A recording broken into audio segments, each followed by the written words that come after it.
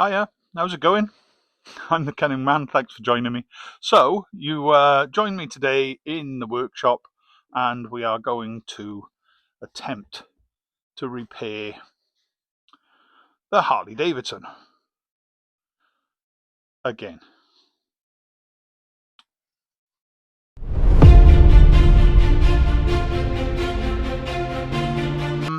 Let me just set you down a second so I can talk to you properly.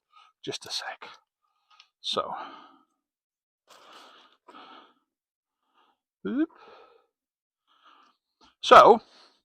what happened in the last video when I went for a ride was actually really simple. And as you know, as I was riding up the motorway, I was like, it's burning oil and I don't know what's wrong with it. And then at the end I went, oh, there's an oil feed pipe or an oil breather pipe that's blowing oil out. Well, it turns out that oil breather pipe isn't a breather pipe. It is the pipe to drain the oil when you do an oil change and so on. I'm going to see if I can show you just briefly. So give me a second. Most motorbikes have an oil sump underneath here with an oil sump drain plug that you undo and then you drain the oil out. Harley Davidsons don't. Harley Davidsons have an oil tank here. As you can see, there's the oil filler. That then feeds oil down this pipe here into the engine and does its slippery thing. Now then, if you can see here, underneath this pipe is a second pipe. There. Now this pipe goes down through the motor and exits underneath the bike. And has got a plug in the end of it. You pull that plug out and it drains all of the oil out of the motor. Now, I have the new part here, and as you can see, it is a genuine Harley Davidson part, because if you're going to fix your bike, do it properly. Just grab this open for you. Just a second. And just so I can show you that these pipes, they're just rubber pipes. See? There's very little to them structurally. They're just rubber pipes. And like I say, that goes on that bracket there, runs down through, and then there's a plug goes in the end here. What happens is, because these are always full of hot oil, they temper and they go brittle, and then they split. And what happened with my bike is that rather than just starting to seep oil a little bit, which often happens, it split right through and started to pour oil out. And you can see on the last video, there's actually oil pouring out of it. Now that's a good thing, because at that point I was stopped and the engine was turned off and there was still lots of oil pouring out of the bike. And by the time I left, there was at least 2 litres of oil on the floor. So I didn't actually lose that much oil, okay? Which means that the engine never ran dry of oil. So what happened shouldn't have done any damage at all to the motorbike. All it needs to be done is this tube needs replacing, and I need to put fresh oil in the bike. So quite an easy and quick job, I hope. Now, the reason I was saying, oh, it's burning oil, is because the oil was going directly onto the exhaust pipe. Now, this is the other problem with this, is when this fails and splits in the way that it did with me, it pours hot oil, as you could see in the video, all over the red hot exhaust pipe. Now, there's not really much of a danger that it's going to catch fire, because it doesn't reach the temperatures required to set fire to oil, but it does produce a lot of smoke. And the other big risk in that is when that happens, it pours oil over the exhaust pipe, but it also pours oil over the back wheel. Now, you could see that in the video the other day, that my back wheel, half of the tyre was completely covered in oil.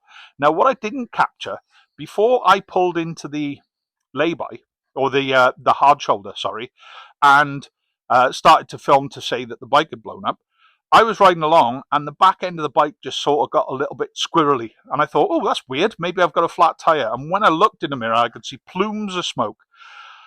And I thought, well, I don't know what's happened here, but I'll get on the hard shoulder and get myself safe quickly, which is what I did. And now, when I got to where I stopped, I could see that the tyre was covered in oil. I was doing 70 miles an hour up the motorway at that point, right? And that could have been some very serious consequences. Now, as you can see from some of my videos, I maintain my bikes properly. I make sure that everything's right. I buy the right parts. I buy genuine parts, and nothing is too expensive to get your bike sorted. There's a reason for that. It's because when things do fail, when they're not maintained and they do deteriorate and they fail, on a motorbike, the consequences can be catastrophic. Okay, so if you are going to ride bikes or buy bikes, check that they're right and maintain them properly. If you're going to sell bikes, don't sell bikes that aren't right. It's really important. Somebody sold me this bike, and I'm not going to say who it is or where I bought it from or anything like that, but somebody sold me this bike, and this bike has been nothing but problem after problem after problem for me. Now, this tube is the last piece of the puzzle. This tube and this bike will be perfect. It'll be all sorted. It's been serviced. It's had new tyres. Admittedly, I got to clean a load of oil off one of those tyres. It's had a new regulator rectifier. It's had a new exhaust system. It's had the engine looked at to make sure it's in tune. And now this pipe is being replaced. So that is that bike perfect at that point. Don't sell bikes you don't know are right. I'm sorry, you just shouldn't do it morally. Anyway, let's crack on and get this done. I'm not going to film me doing it because I think there's other channels for that, but I'll come back to you periodically on how I'm getting on. I tell you, why have they put a plug down there with a Jubilee clip on it in the hardest possible place to access on the bike? You can't get your hands in there. Nothing fits properly. It hasn't got a nut head on it, so you've got to use a stupid bloody screwdriver and oh.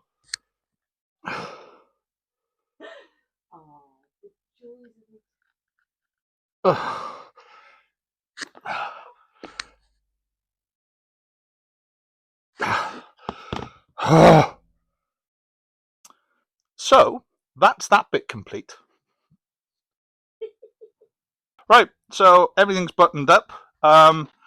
Just about to start putting some oil in it, and make sure that you put the correct oil in a motorcycle. So this Harley Davidson takes 20 W50 in there, fully synthetic oil, and this is not an advert, but this is oil that is specific for motorcycles. Don't just put any old oil in a bike. Right, I'm going to do that. That's boring. I'll come back to you in a minute. All right, and we're back. So I've put 2.5 litres of oil in it. It takes 3.5 litres, but you put 2.5 litres in, then you run the engine, and then you start working on the oil level, which I'll show you in a minute. When you take that out, it's got a little dipstick in it. So the bike needs to be started. Now this is the point that we're worried about, because if there was any mechanical issue, it'll blow all smoke out of the exhaust. Yeah, here we go. As you can tell, I'm a little bit nervous.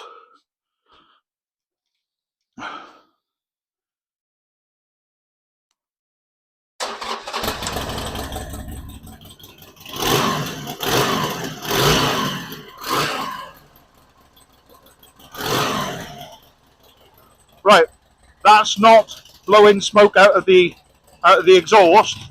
That's burning oil. As it's got hot, it's burning oil off the exhaust pipe. So yeah, it's not blowing any smoke at all out of the exhaust pipe. Yeah, you can see all of this oil that's spread everywhere is burning off. So if you come a bit closer, so now we've had it running, what you do is you get this out, and the problem is that there may have been a little bit of oil left in the engine, because you're supposed to run the bike up to warm before you drain the oil out by pulling that plug out of that pipe. Unfortunately, it dumped all the oil out the oil tank, so I couldn't run the bike up to warm.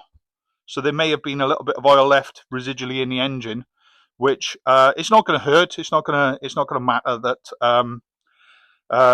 there was oil left in there, because there was actually brand new oil in there, because I had checked it before I bought the bike. Now, as you can see, this thing, which is the oil filler cap, has got a dipstick on it. So now what we're looking to do, I've done a lot of reading, That's the high level there, and that's the low level. So this checkered part is the bit where you should read your oil off. I've done a lot of reading on the forums, and they say don't fill it to full. They say fill it about halfway. So what I'm looking to do is get the oil to about halfway up the oil dipstick. And how you do that is you have to put it in and seat it each time you want to dip the oil. Otherwise you get a false reading. So as you can see, that's run, and that's about halfway up the pipe. So that's all good. That doesn't need any more oil in. What I will do is I'll pull it out and wash it. While I wash it, I'll have the bike running, and then I'll check the oil again before I take it out. So double check, double check, double check. But yeah, so that's that job done. Actually, wasn't a difficult job. Didn't take too long at all. I know messed about earlier, but yeah, so that's that done. Let me clean it, and I'll come back to you. Right then, the bike is all washed and clean and tidy. I'm now filthy. The cunning wife is still laughing at me. But I've come in the house for a quick cup of coffee. Thank you, Toenail Jones, for making me my mug. And then I'm going to go out for a quick test ride once I've had a wash and put on some bike gear. So the Harley's all clean and tidy and all washed and nice, and we're out having a ride. Oh, yeah, you thought I meant going out for a ride on a Harley. No. So I've got this weird rule that when something breaks down 3 times, I'm done. It's 3 times in a row. Anything can break down.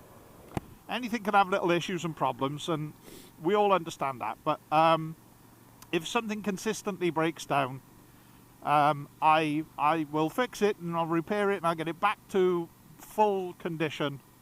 But I won't ride it anymore, just because I lose faith in things. So the Harley is up for sale and will be disappearing off the channel, I'm sad to say. But it is what it is, and what it has meant is that I've added a different bike to the stable. Hey everybody, meet Betsy. Betsy is my brand new Royal Enfield 650 Classic Twin. And I've wanted one of these since they came out. And I had the Harley. I'd gone and bought the Harley, and it was fine. It was exactly what I wanted to buy at the time. But that just hasn't really worked out for me. So I thought I would switch plans, and I would buy myself something I've never done before, and I would buy myself a brand new bike. So this is the bike, alongside Lou, this is the bike that you will now be seeing most of on the channel. And we're going to go off and have lots and lots of adventures with it. And I love her. I love her very, very much.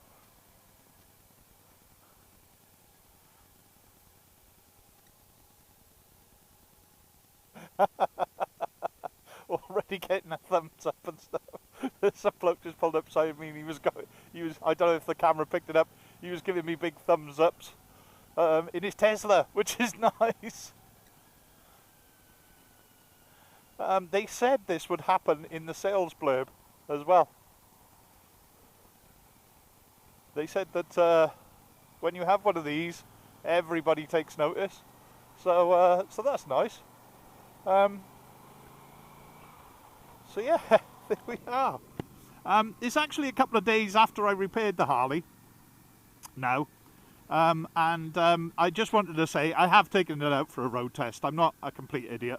It is absolutely fine and dandy. It's doing everything as it should do.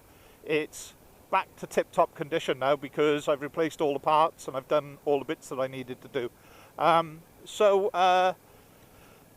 Yeah, I mean, I'm sad to see it go. I'm sad to sell it because it was a dream to have a Harley Davidson for a long, long time. But when you realise that the idea of something isn't quite the reality of it, I mean, maybe then it's time to step away from that. And I had a good long chat with the Cunning wife, and we decided, because we do a lot with motorbikes, and Al comes out a lot on the back of my bike. And we kind of had a chat about it, and we decided that what we really wanted was something that was reliable and dependable and wasn't going to break down, wasn't going to have the problems that I think a used and older Harley Davidson is always inherently going to have. Now, that's not really a problem if that's what you buy and you know what you're buying. And Harley owners love their bikes. They absolutely love their bikes, and I get that. And I don't criticise anyone for having a Harley, and I will never slag Harley Davidson off. It's just it wasn't really for me. However, Enfield is a brand that I know extremely well. I'm very fond of. We've already got two of them. So we've got Lou, and obviously we've got Basil, my wife's Royal Enfield Bullet. And it's a brand we know very well. We trust the brand. We like the brand. The ethos and the lifestyle and all the rest of it that people buy bikes for.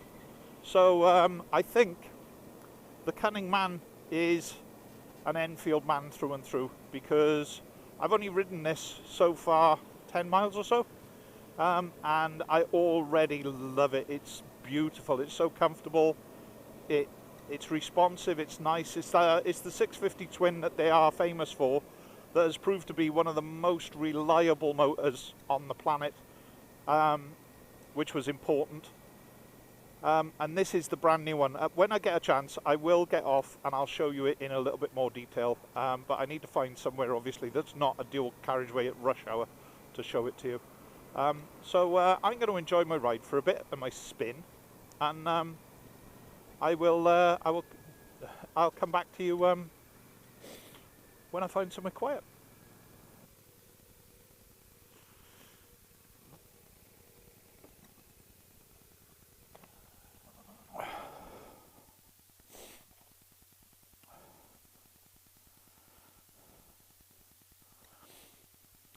Right then, so where better to bring you, to introduce you to my new bike, Betsy, than the beautiful place where I come and drink coffee in the mornings.